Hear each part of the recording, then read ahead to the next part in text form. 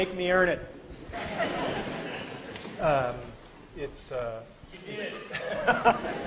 It's wonderful to be here. What Indira didn't tell you is that this lecture series used to be called The Last Lecture. If you had one last lecture to give before you died, what would it be? I thought, damn, I finally nailed the venue, and they renamed it. So, you know, in case there's anybody who wandered in and doesn't know the backstory, my dad always taught me when there's an elephant in the room, introduce them.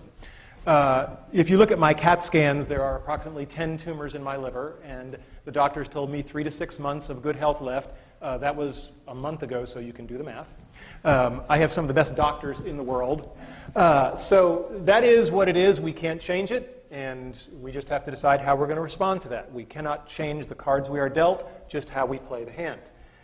If I don't seem as depressed or morose as I should be, sorry to disappoint you.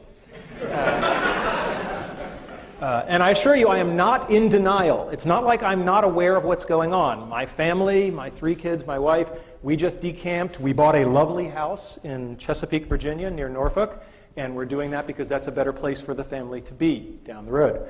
And the other thing is I am in phenomenally good health right now. I mean, it's the greatest thing of cognitive dissonance you will ever see is the fact that I am in really good shape. In fact, I'm in better shape than most of you.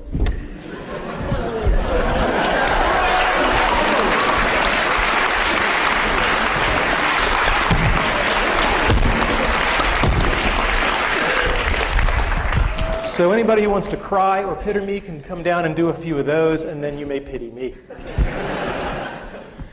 All right, so what we're not talking about today, we're not talking about cancer, because I spent a lot of time talking about that, and I'm really not interested. If you have any herbal supplements or remedies, please stay away from me. And we're not going to talk about things that are even more important than achieving your childhood dreams. We're not going to talk about my wife, we're not talking about my kids, because I'm good, but I'm not good enough to talk about that without tearing up. So we're just going to take that off the table. That's much more important. And we're not going to talk about spirituality and religion, although I will tell you that I have experienced a deathbed conversion. I just bought a Macintosh.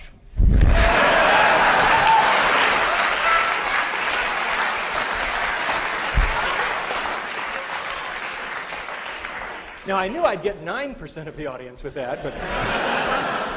All right, so what is today's talk about then? It's about my childhood dreams and how I've achieved them. I've been very fortunate that way. How I believe I've been able to enable the dreams, of others. And to some degree, lessons learned. I'm a professor. There should be some lessons learned. And how you can use the stuff you hear today to achieve your dreams or enable the dreams of others. And as you get older, you may find that enabling the dreams of others thing is even more fun. So what were my childhood dreams? Well, you know, I had a really good childhood. I mean, no kidding around. I was going back through the family archives, and what was really amazing was I couldn't find any pictures of me as a kid where I wasn't smiling, right? And that was just a very gratifying thing. You know, there was our dog, right? Aw, thank you. And there I actually have a picture of me dreaming. Right? And I did a lot of that, you know. There's a lot of wake-ups, you know. It was an easy time to dream. I was born in 1960, right?